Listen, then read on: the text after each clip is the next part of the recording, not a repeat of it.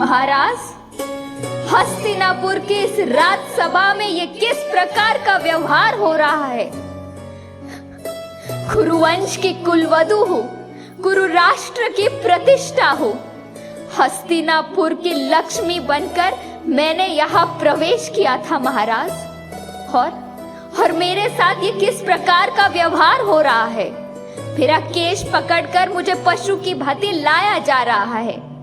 क्यों क्यों क्यों? एक दासी को अपने स्वामी का आदेश पालना ही पड़ता है। मैं सारे सभा से यह प्रश्न करती हूँ कि यह किस प्रकार का व्यवहार है? जिस प्रकार इसने इंद्रप्रस्थ की सभा में समग्र आर्यवर्ग के सामने हमें निशस्त्र किया था, उसी प्रकार इसे निर्वस्त्र कर दो दुशासन।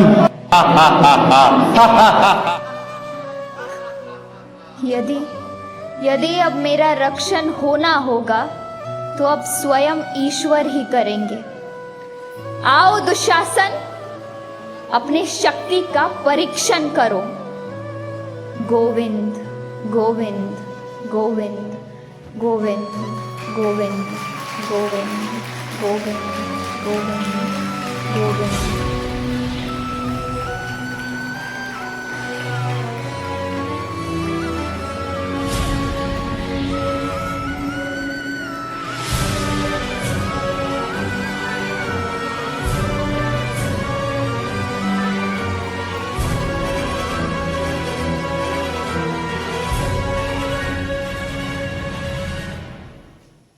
चाली राणी होती इंद्रप्रस्थाची, पत्नी होती 5 वीरांची, पण तरीही या असुरी शक्तीपासून वाचू शकली नाही।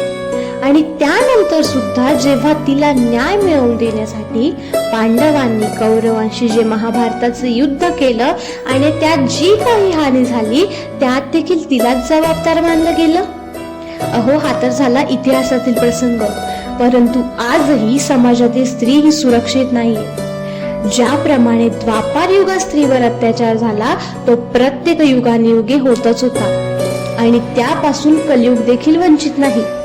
परंतु त्या काळी द्रौपदीला वाचवण्यासाठी साक्षात श्रीकृष्ण भगवान होते आणि तिची जी काही विटंबना झाली त्याचा बदला घेण्यासाठी पांडवांनी अक्षरशः युद्ध देखील केले। परंतु आज काय? आज माझ्यासारख्या अनेक स्त्रियांना वाचवण्यासाठी कोण पुढे येणार आहे? आम्हाला न्याय मिळवून देणार आहे? आजचं काय? चलो, तो अभी खाना भी हो गया, सभी वार्ड्स में राउंड भी हो गए, so I don't think so कि अभी कोई इमरजेंसी आएगी, और अगर आई भी तो तुम हैंडल कर लेना। मैं सोने जा रही हूँ। Okay, bye. हाँ हाँ मैम, आप फिक्र मत कीजिए, मैं संभाल लूँगी।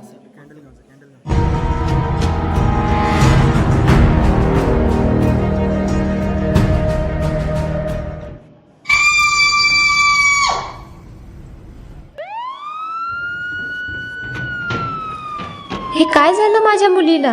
कुणी केलं? तुम्ही त्या नराधमांना फासावर लटकवा। हे चला निघा इथून, अजिबात गर्दी करू नका, सुसाईड केस आहे, समजलं? निघा, नाही तर तुम्हालाच आत टाकतो। तुम्ही जसे म्हणालात तसे मी त्यांना हकलून लावले, आता यात तुमची काहीही बदनामी होणार नाही। ठीक आहे, तुम्हाला तुमचे बक्षीस मिळून जाईल।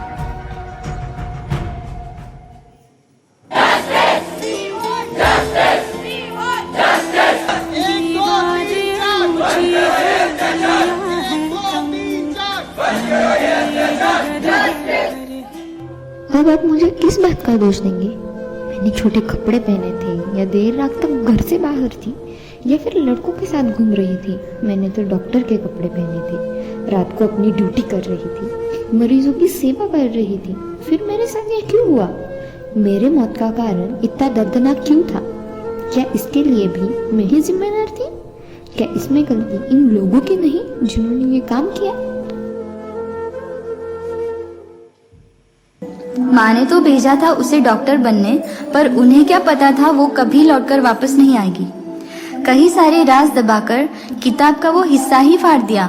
डॉक्टर बनने चली थी ना, तो जान से ही मार दिया। अपना जिस्म संभाल लो, क्या पता कब कौन दरिंदा उस पर नजर लगाएगा। तुम कोई द्रौपदी नहीं हो, तुम्हें बचाने कृष्ण नहीं आएगा।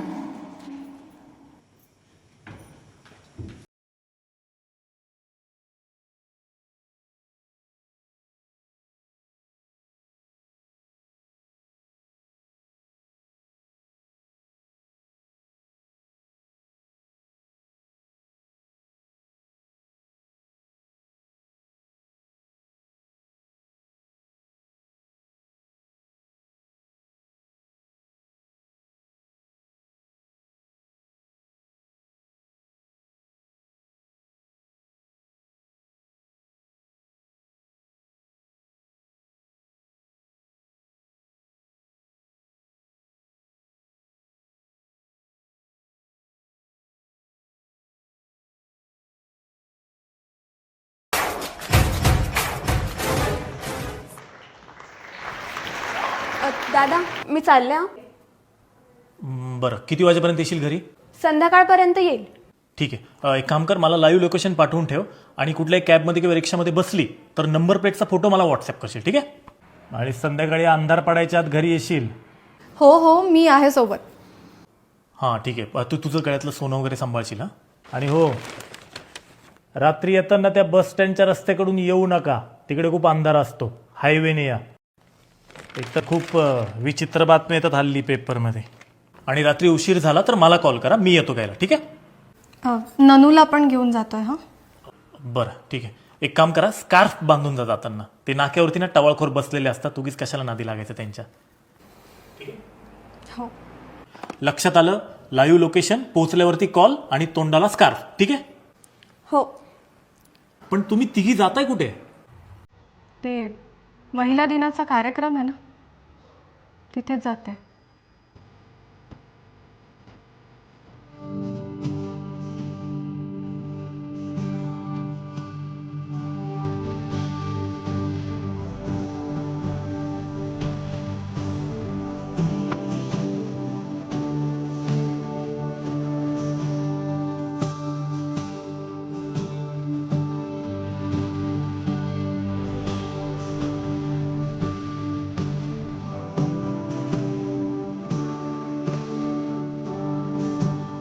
अडीच वर्षाच्या मुलीचं अपहरण, बलात्कार करणे, महिला डॉक्टरवरती अत्याचार. 17 वर्षीय मुलीवर सामूहिक बलात्कार झालाय.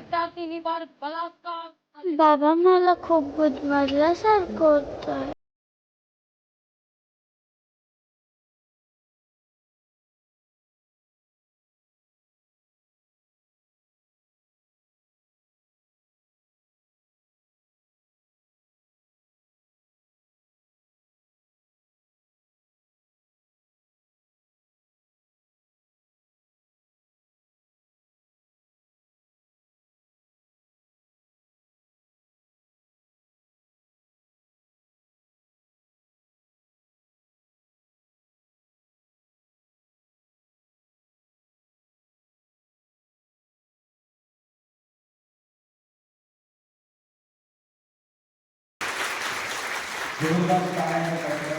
सर्वात